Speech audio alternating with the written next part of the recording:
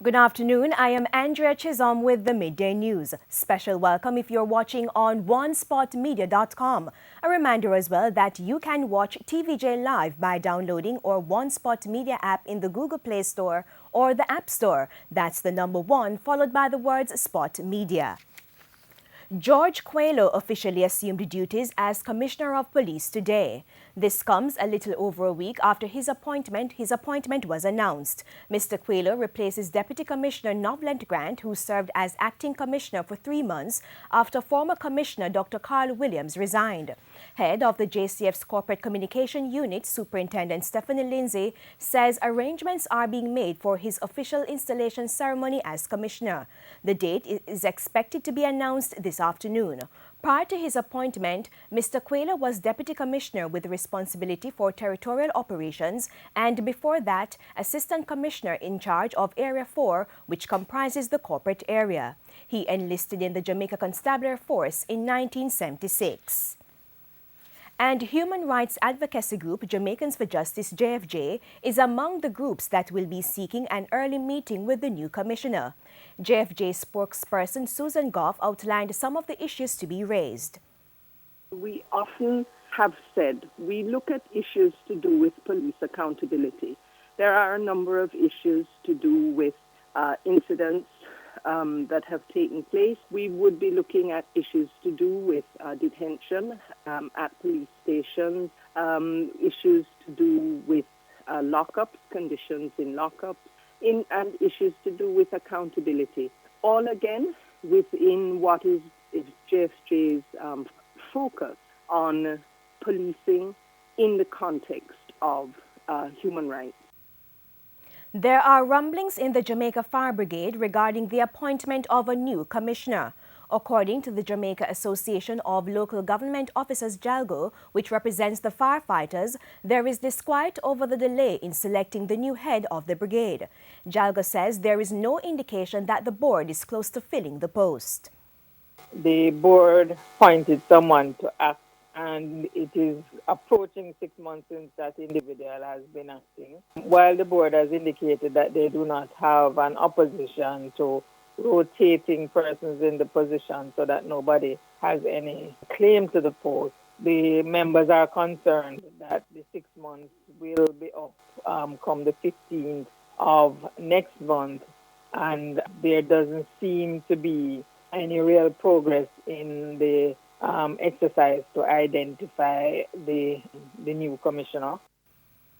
The prime suspect in the 2015 stabbing death of a 56-year-old Belvis Larmond in Toronto, Canada, is believed to be hiding in Jamaica. The Toronto police are appealing to the public for information on the suspect, Dalvin Lewis. They want them to help make an arrest in the case. In a video released early Tuesday, homicide detective Shannon Dawson asked for information that will lead investigators to the arrest of the 49-year-old. Mr. Larmond had been socializing with some friends when he left to go to the store on his bicycle. The investigation revealed that he had been stabbed while on the way to the store. As a result of the investigation, 48-year-old Dalvin Lewis was identified as being responsible for the murder. On October 7, 2015, a warrant was issued for the arrest of Dalvin Lewis for first-degree murder. Dalvin Lewis is known to use the name Hopeton, Jaguar, and Jaggy. He was born in Hadou, Jamaica, and has strong ties to the Montego Bay area of Jamaica. It is believed that he is currently hiding somewhere in Jamaica. Detective Dawson said anyone that may be assisting or has assisted Dalvin Lewis will be held accountable. They may be arrested for accessory after the fact to murder. If you have any information, call the Toronto Homicide Squad at 416-808-7400 or email homicide@torontopolice.on.ca. Portmore Mayor Leon Thomas says large units parked in residential communities continue to cause problems in St. Catherine despite an ongoing drive to target the owners of the vehicles.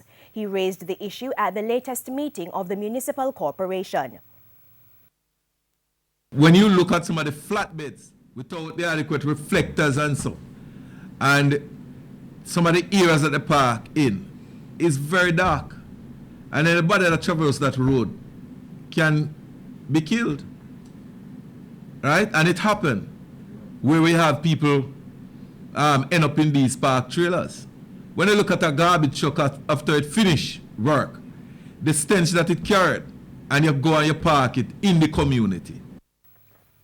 Mayor of Spanish Town, Norman Scott, also raised the issue at the February meeting of his municipal corporation. Mayor Scott pointed out that by law, the drivers of heavy-duty trucks are not supposed to park in residential areas such as housing schemes. He lamented that the practice was helping to facilitate criminal acts by persons who hide behind parked trucks and attack unsuspecting residents. Portmore's mayor said he has made a request for money from the Equalization Fund for a trailer park to help address the issue. A section of the Windsor Castle Main Road in Portland was reduced to single-lane traffic following a landslide last night. The flooding, which was caused by heavy rains, resulted in minimal infrastructural damage. A resident whose house was flooded gave her account of the events. Houses that was cleaning up and around here. I woke up this morning and came out and opened the bar. I realized that it was filled with pure mud, mostly mud, Yes. 3 inches up. And the components that here got damaged. So, and we're trying to clean up right now. The flooding caused a pileup of debris. Another resident, Claudette Powell, says the National Works Agency, NWA, is already aware of the issues. They are the ones that came and put in this guttering. But we need a guttering over the other side so it can take some of the water. Because as you can see, there is a gutter over there, but nothing running there. Right. So every time that the rain fall, everything come over here on me. Yes. So every time that you have heavy rain, I suffer. Right. So although they make this guttering, it can't take all the water. The Executive Board of the International Monetary Fund, IMF, has concluded the first review under the precautionary standby agreement for Jamaica. More in this report from TVJ's Dashan Hendricks.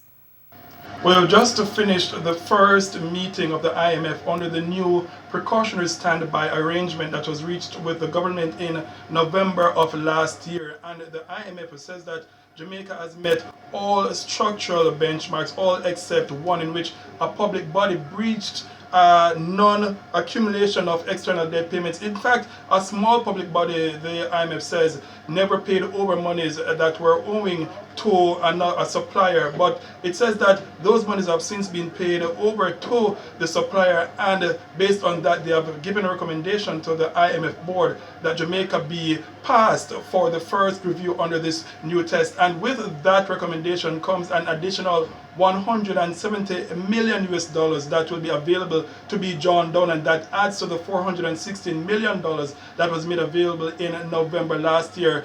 In fact, none of that money has been touched, and none is expected to be touched right now. That money is just there on standby if the country needs it. It's back to you in studio.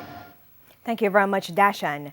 And the State Minister in the National Security Ministry, Senator Pernell Charles Jr., says further progress has been made in eliminating corruption in prisons.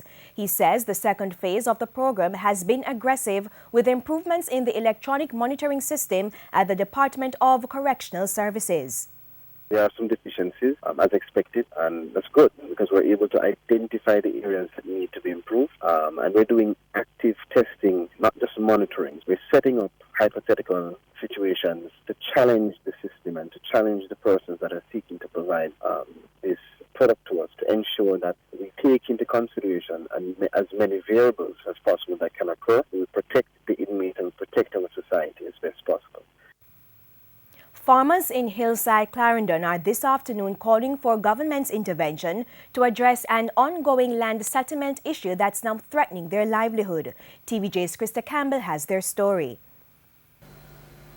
740 acres of farmland in Hillside, Clarendon about to go up in smoke. Well, not literally, but the farmers who've been working the land for the past 4 decades say they're being chased off the property. They claim the plan is for the land to be put into sugarcane production. But the farmers insist they can do more with the land and have been doing so since the 1970s when then Prime Minister Michael Manley leased the property for farming. Once upon a time, each farmer, a 25 farmer first started in tomato, and each farmer employ at least 4 persons, 4 times 25, 100. 50 acre land, and we each farmer employ 7-8 people. And what we can do is this we call development, is this we call prosperity, is this we call production. They tell us I plant a couple pumpkin in the last month. I sell out 1 pumpkin, I get $500 for 1 pumpkin and a $50 a pound. I sell it. Right now, pumpkin they are $100 a pound. We never have none rainfall, we do it off. We have water. We put it on them land and get piece of land, man. We're all right, man. With the lease in hand, Winston Bowen pointed to an agreement for permanent residency for the farmers who also live on the land. He says the farmers have not been able to continue paying the lease for the land because the Rural Agricultural Development Authority, RADA, has been instructed to stop collecting from them. The farmers further contend that it's not only their livelihood that's under threat, but community development as well. We go so far that we have a play field out there, 6 acres of play field, we have a recreational ground out there. We have in agreement to have a cemetery. All of that broke down. Because I studied agriculture, and I want to bring back my experience and education to the development of the area. And it's been 3 years now, and I've been lagging behind because I can't really find no way of self-employment because I see that is the way to go. Meanwhile, several nearby wells in the area, but the farmers say water has been a challenge for over 10 years and getting worse in the past 5 years. No water, stop collecting leaves from us. So what they automatically do, if you look around here, you see the place start going pure kasha. You see the cane peels here, they're dying. The coconut tree, them gone. They also raised the issue of security. Farmers throat being slashed, people dying. People have to run away and to street. People house burned down. And not even an arrest, not even a case made against such type of activity. If you the house that leave here right now, what we say, are those people just coming and just vandalizing. So the farmers want urgent government intervention to address the issues and to continue the process they say was already started to help them own the land once and for all. Krista Campbell, TVJ News. And in sports, Jamaica won the Carifta Track and Field Championships for a 33rd straight time on Monday, amassing a total of 86 medals. The Corey Bennett-coached team added 14 gold, 8 silver and 6 bronze to the 55 from Sunday's second day of competition. Led by Brittany Anderson in the under-18 section, Jamaica swept all 4 hurdles races. Anderson set a championship record of 13.16 seconds to win, with Dazay Freeman taking the silver in 13.39. Dejor Russell was also impressive in winning the under-18 boys sprint hurdles in a wind-aided 13.19 seconds ahead of teammate Jeremy Farr, 13.71 for bronze. The nation also won 2 of the 4 200-meter titles on offer. Michael Harriott sped to 23.73 seconds to win the under-18 girls event before Michael Stevens produced 21.30 to win the under-18 boys equivalent ahead of Javier Nair 21.58 seconds for the bronze. In the 800 meters, Jamaica copped 3 of the 4 gold medals on offer. And that's the Midday News. I'm Andrea Chisholm. Join us for primetime news at 7. On behalf of the news, sports and production teams, good afternoon.